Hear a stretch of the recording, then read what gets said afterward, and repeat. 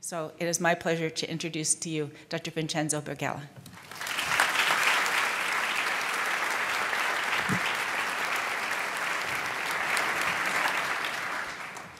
Wow. Thank you, Dean Callahan. First, let me tell you right away, my talk today will be about happiness. So I'm going to take a poll real quick. And don't get worried. This is not a test. You won't be graded. I know that's on your mind. So who wants to be happy in their life? Raise your hand. I'm not going to ask the contrary, but if you don't want to be happy in life, you can take a little nap or go to the bathroom now. It will be a good time. So my warmest welcome to you, class of 2017. My name again is Vincenzo Berghella, and I was class of 1990, and I will always be. I remember actually 23 years ago when coming down from as a senior student in college, when my girlfriend opened the letter with Thomas Jefferson written on it. I still choke thinking about it. And I didn't have the guts to open it, but she opened it, tapped me on the back, and said, "You got in." That day changed my life. All my career successes followed that. I wouldn't have had any. And again, you really should consider yourself privileged because these days are changing your life. Speaking of happiness, I want to thank Dean Tikoczynski for the honor to be the keynote speaker. You heard the keynote speeches already, before me and the ones after me. I really want to give another thank of applause to the mentors here, up here, in the front, in the back. They're the real heroes, the examples to follow.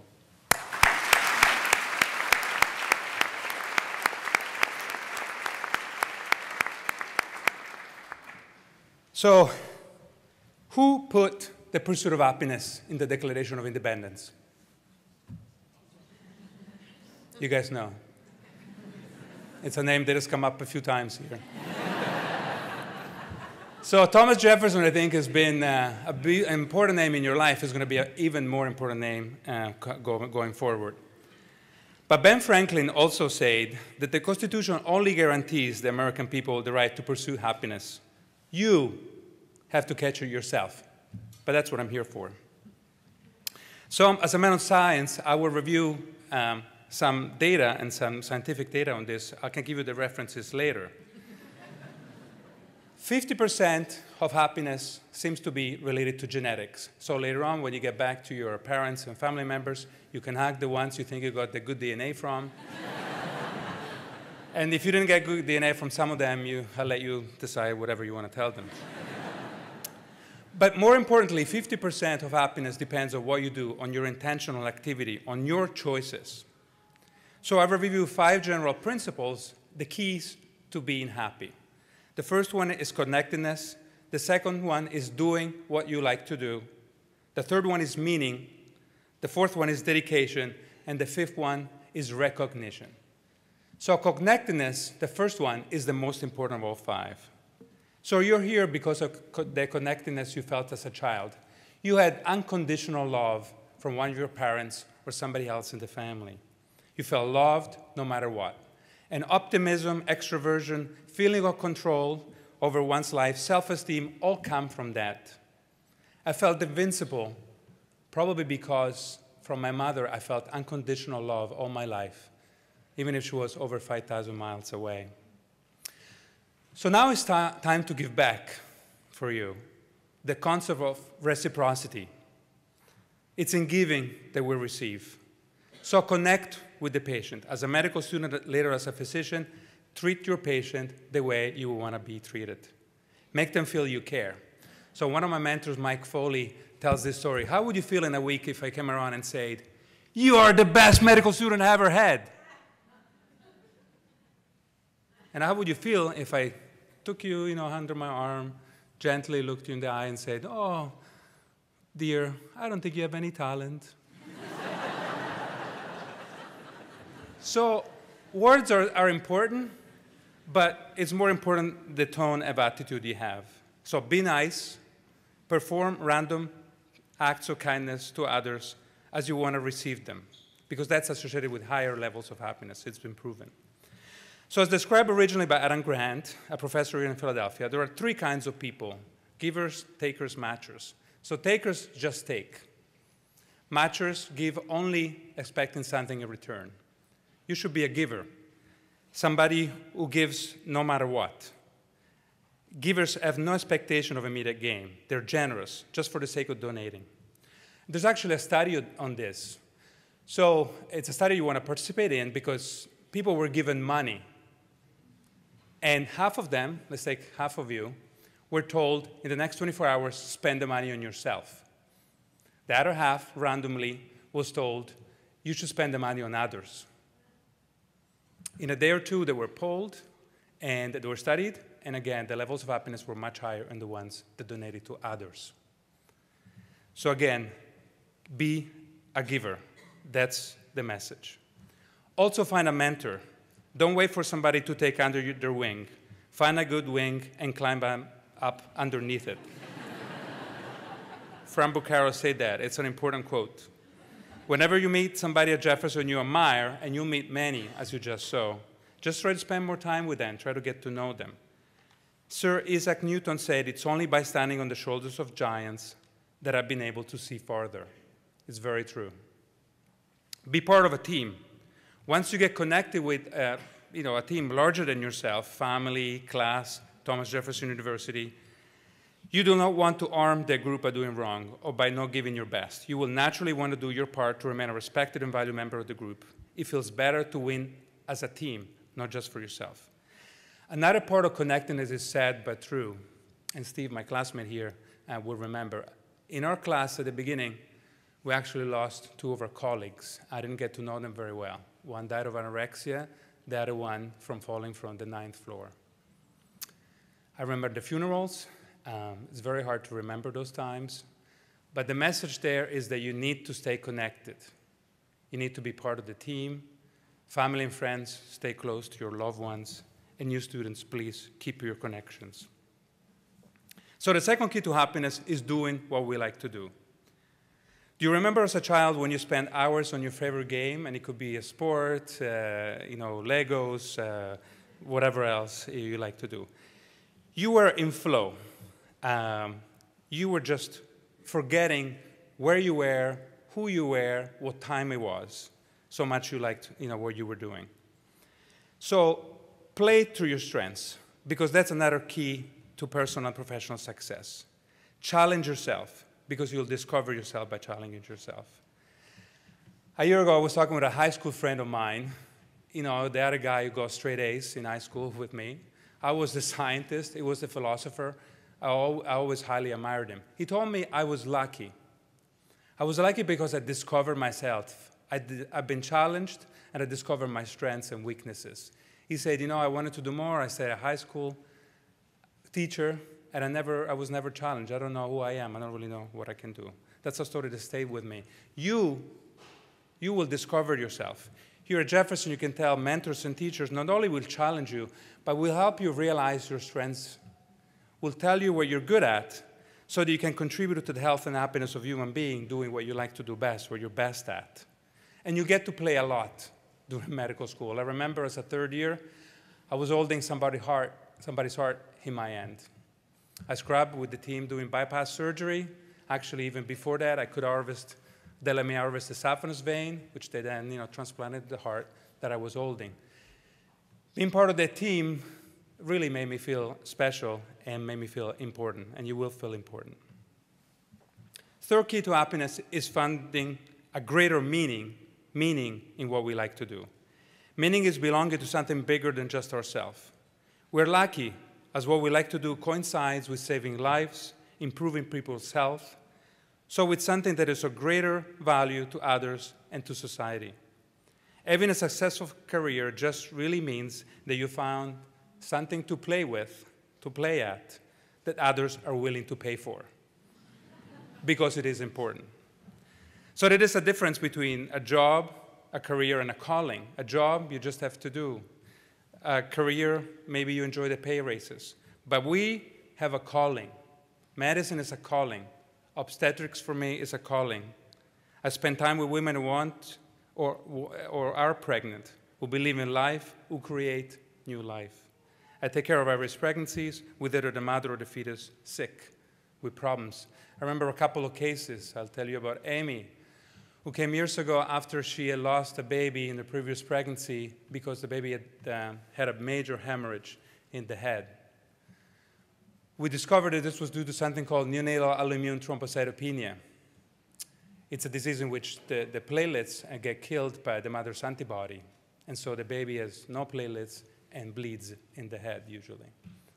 That disease gets worse every pregnancy. She wanted a big family. I'll make the long story short, she had gone to a lot of doctors. She now has 5 healthy sons. We were able to help her with the right therapy. Part of that was transfusing platelets, sometimes every week, through most of her pregnancy, through an umbilical vessel that was less than a millimeter big during the pregnancy, while she was awake, and obviously the baby was moving inside her. I cannot tell you the thank you letters and the thank you hugs we got from her.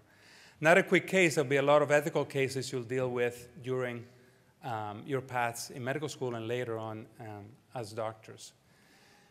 She was a 43-year-old Orthodox Jewish woman. She had 7 kids at home. She didn't seek much care before 9 months. She went to another doctor who found that her baby had no brain. She was carrying an anencephalic baby. All of those babies die soon after birth, or sometimes during birth, that actually don't tolerate labor and die inside of mom.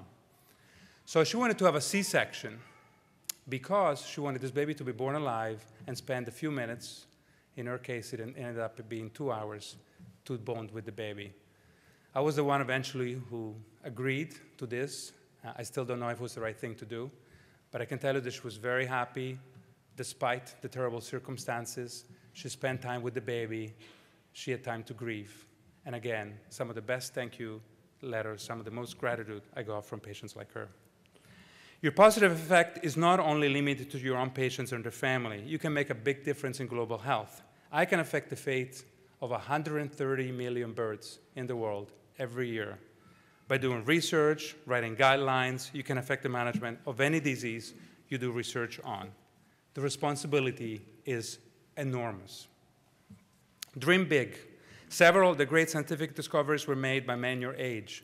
Einstein, the theory of relativity, 25. Watson, structured DNA, 24-year-old. DeBakey, artificial heart pump, 23. Get ready. This is your chance. Relish the difficult. Revolutionize medicine. I mean it. So having goals is strongly associated with higher levels of happiness. Happiness is action. I'll tell you a little bit of a story on that. So a blind man goes to visit a friend. At the end of the day, the blind man says bye and says, oh, can you give me a candle for my way back home? So the friend goes, look, you're a blind man. I'd like to give you a candle, but what do you need it for? And he said, oh, don't worry. This is not for me. This is so other people can see where I'm going and don't bump into me. Okay, the friend says, that makes sense. I understand you've done this millions of times, but if you want to carry a candle, that makes sense. So he takes the candle, goes on to his path back home. But the blind man, about 50 minutes into his journey, bumps into somebody, falls down. So that's actually the end of the story. What happened? What happened is that the candle had gone out. It burned out. So the meaning of the story really is that you need to go through life with your candle lit. You have to make sure people see you.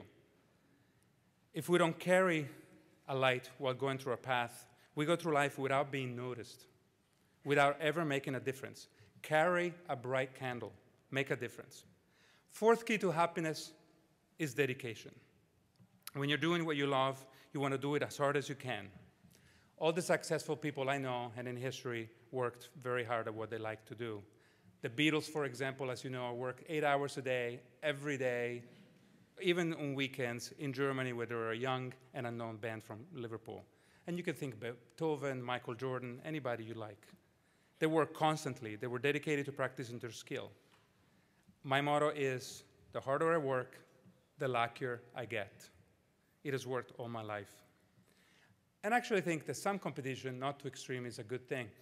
I remember as a first-year medical student, going back to remember as a medical student, they used to post our grades with our names on that publicly. And I remember seeing one of the first tests, and after my name was an 89. It was my first grade like that. And it's a rude awakening. You're among a lot of smart people. One of the keys to being happy is to being able to offer a little defeat once in a while, but never lose heart. I finally realized I couldn't do it all by myself. I needed to work with others sometimes better than myself, which is great, and also play to my strengths.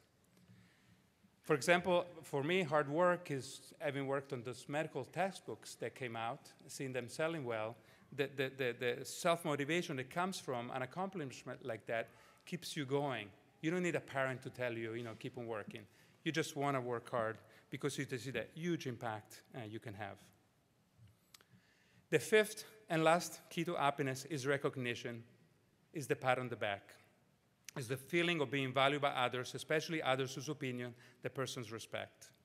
Personally, becoming a doctor allowed me to get praises from the people I highly admired. First and foremost, my dad, and later on my mentors. When you learn to do something well and someone else values this achievement of yours, you feel not only a sense of personal pride, but also a feeling of being connected with someone else, with the person you idolized, and now is recognizing what you have done. You feel a sense of connection with your profession, in my case, with all pregnant women in the world, with the students, with everybody around you. But perhaps the best recognition comes from grateful patients, as I told you before. A thankful patient never forgets you. Recognition is a natural validator of what we're doing, that what we're doing is worth. This then motivates you to want to do more. But don't get recognition go to your head. I get reminded of this every Wednesday night when at home my wife reminds me, take the trash out. We do feel superhuman sometimes, not because of our abilities, but because of the privilege we have in helping others. Family and friends should help us bring us back to reality. I want to thank Paula for being the best co-pilot I could ever have. So in summary, do not leave happiness to chance alone. Happy people do not sit around waiting for happiness to come to them. They make things happen. Be connected with your peers and with your patients. Be caring and compassionate. Human relationships and connections of all kinds contribute more to happiness than anything else. Find mentors. Be part of a team.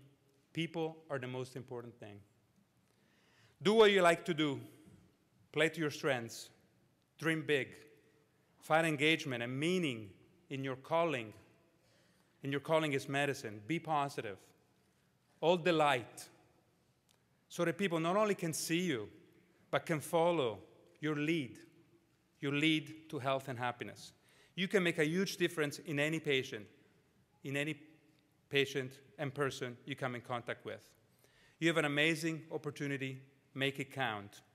Today is the day you enter the calling of being a healer. Be a giver. Go and save the world. And thank you very much.